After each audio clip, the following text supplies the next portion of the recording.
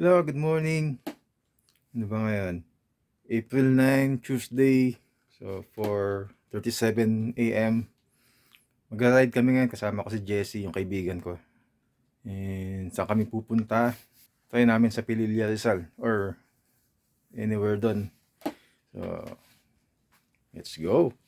So, punta kami ng Santis Farm ngayon. And si Jesse sa likod ko. And first time kong gagamitin yung Insta360 ko na nakamount sa motor. So maya maya check ko yan, baka lumuluwag. So dito kami sa Antipolo. Dito kami dinaan ni Waze.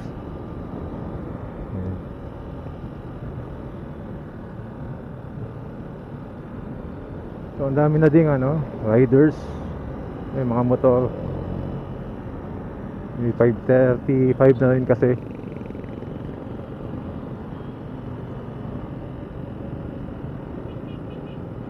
Tsaka nung pinlano ko to, hindi ko alam na holiday pala ngayon.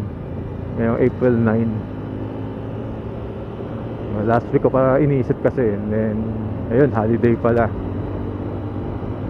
Ayun, nagkataon. So madami tayong kasabay ngayon sa biyahe. Ayun si Jesse sa likod ko. Di ata kita sa camera, nasa kaliwang side ko eh.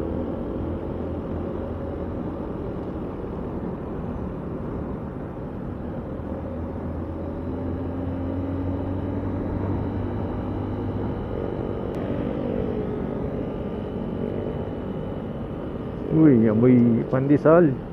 Kakagutom ay no. Jepongs.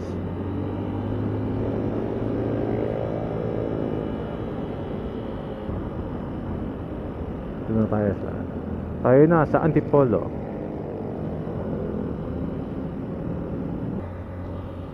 Ngayon na lang ako nakapunta ulit dito. Itong simbahan ng Sumulong ba ito? Itong simbahan. Parang last time na nakapunta ako dito 2011 pa or 2012.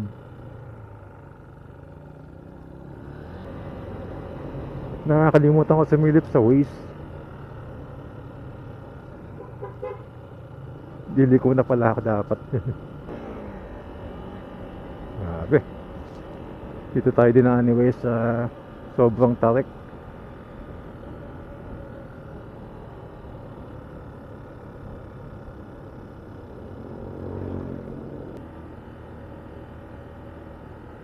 Ito na medyo malakas-lakas ang engine brake.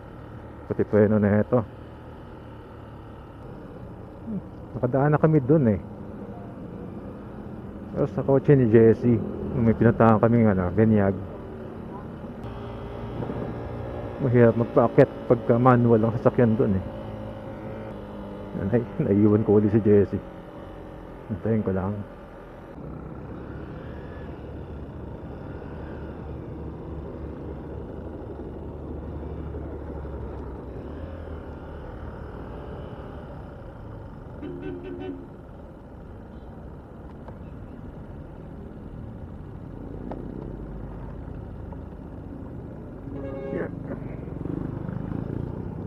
Lagyan ng asfalto pala dito.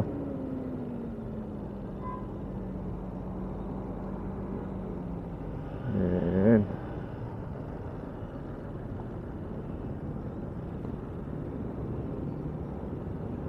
Dito tayo sa kabila pinadaan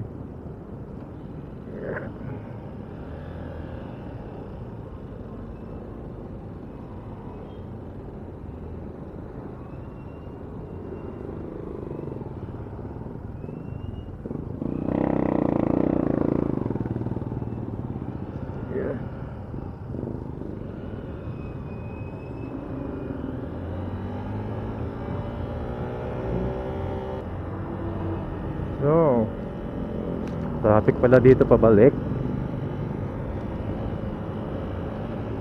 Ngayon lang.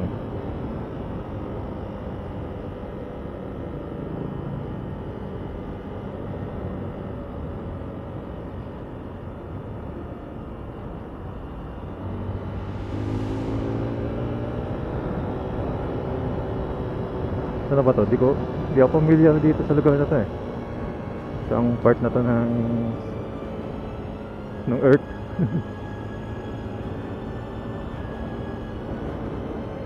Villas Sampaguita Resort. Ayun no, sa taas.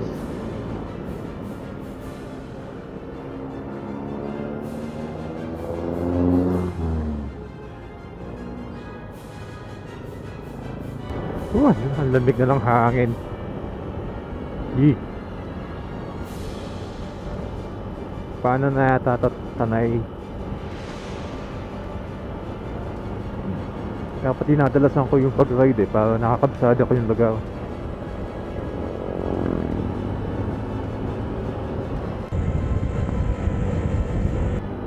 So nandito ka na. So nandito na kami sa Pililla Rizal. Hindi, kakalagpas lang ng arko ng Pililla.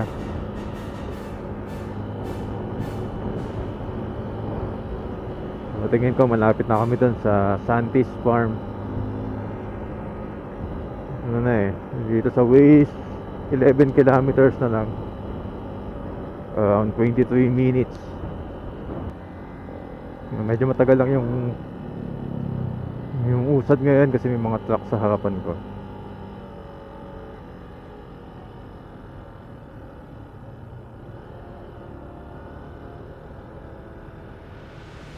So, andito na tayo sa Pililla Rizal, sa may windmill.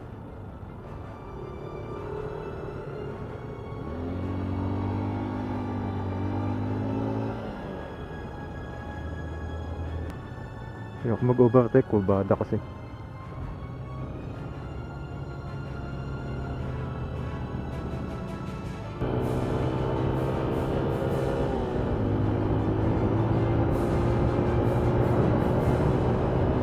Grabe yung mga bikers, ang dahil yung nararating oh. Kung galing Manila yan, hindi ko kaya yata yun. Umuto na lang ako.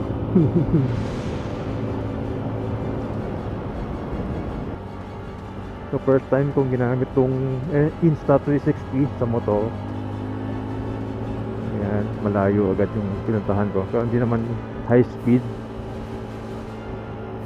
So bumili ako na itong dalawang clamp, sa Telesin, tapos yung isa nakalimutan ko kung anong brand.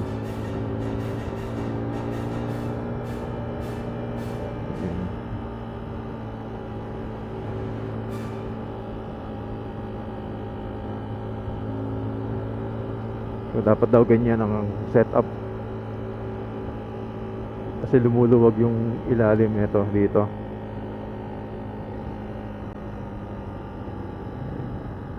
So pagka gantong mabibrate, may lumuluwag siya. So kaya may support na ganito.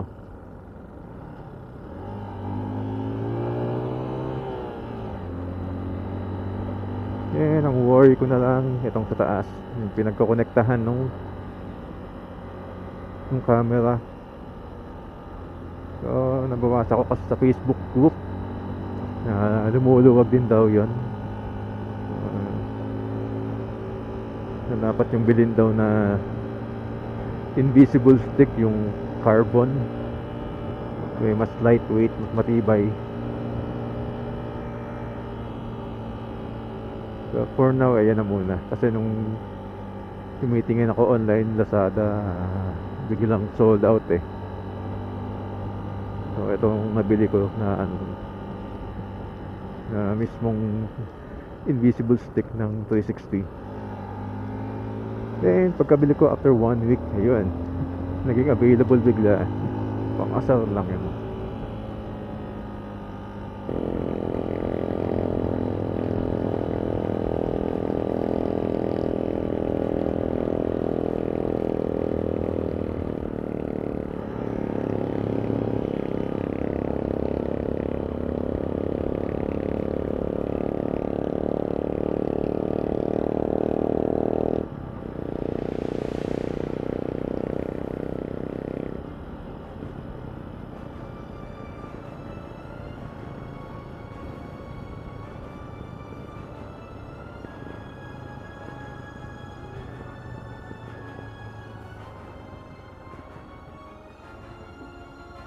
Hello.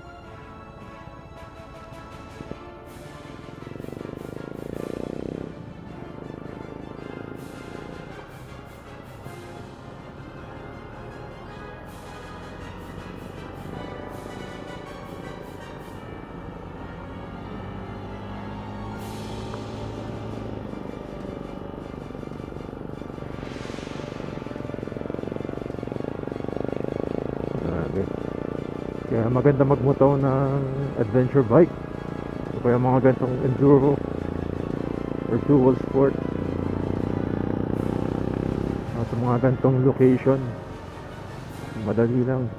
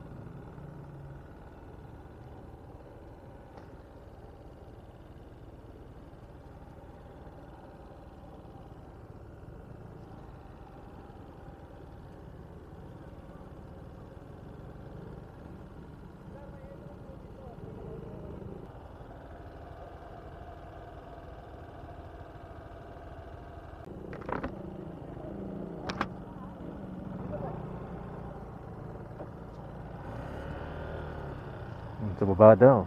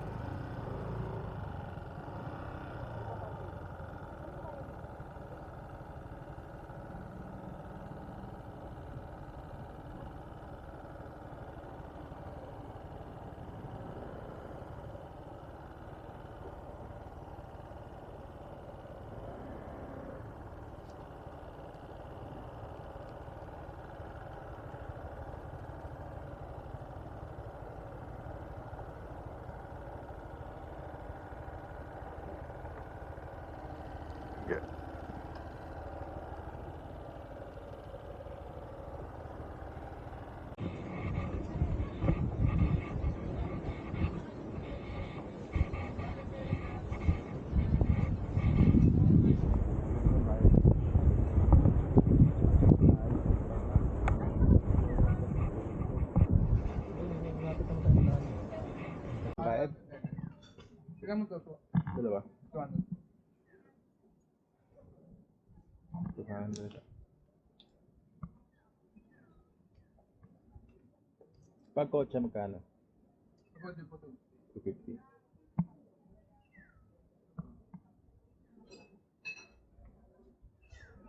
Okay.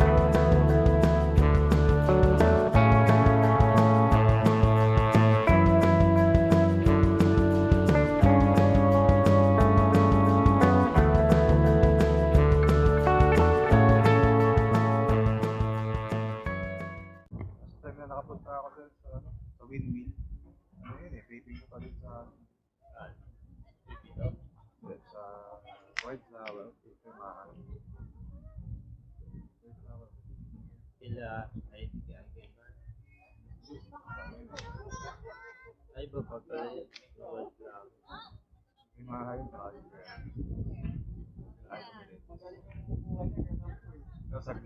Hindi ko alam kung saan ba ito dito. Pero ano yung kalye niya, ano na hindi asphalt. Mapato. Malayo pa.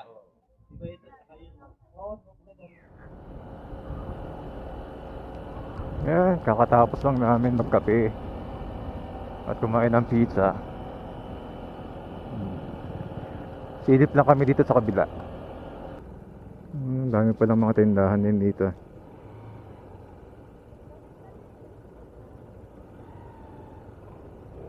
Entrance, baka may bayad din.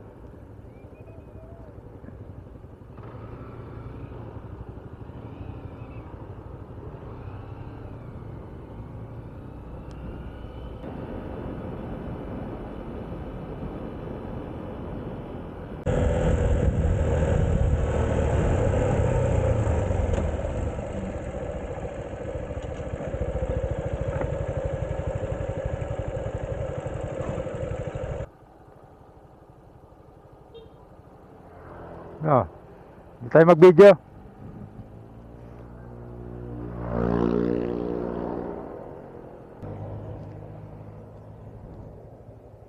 Oh, dito ka ta-videoan.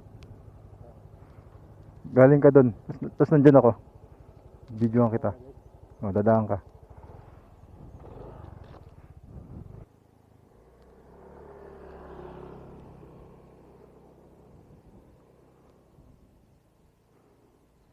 Ganyan mo lang.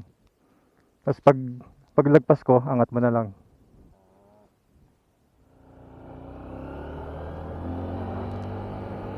So ayun na. Nag-video lang kami.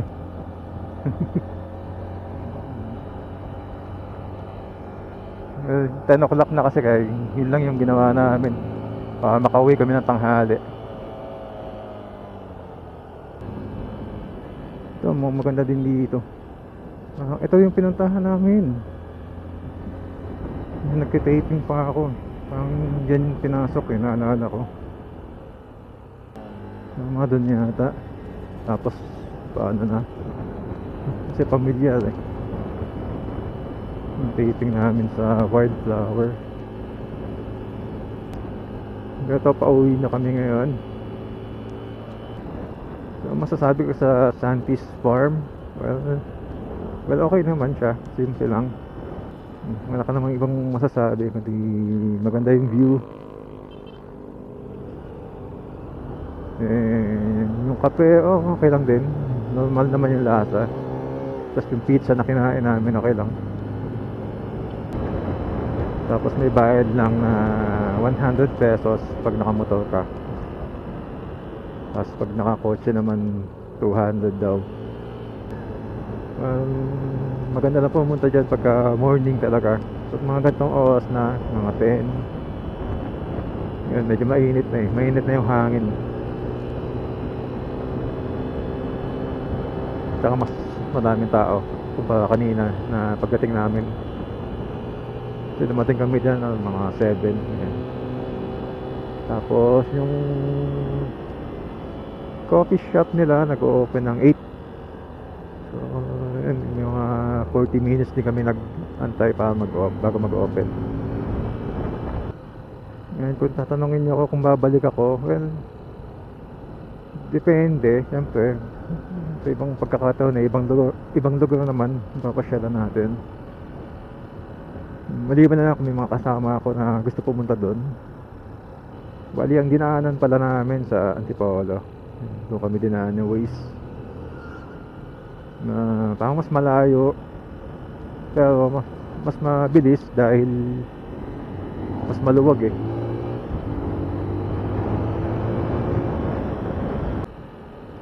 So hanggang dito na lang muna tayo. Sa susunod hanap ako ulit ng ibang papasyalan. Sana may kasama ako ulit. Ayan. See you.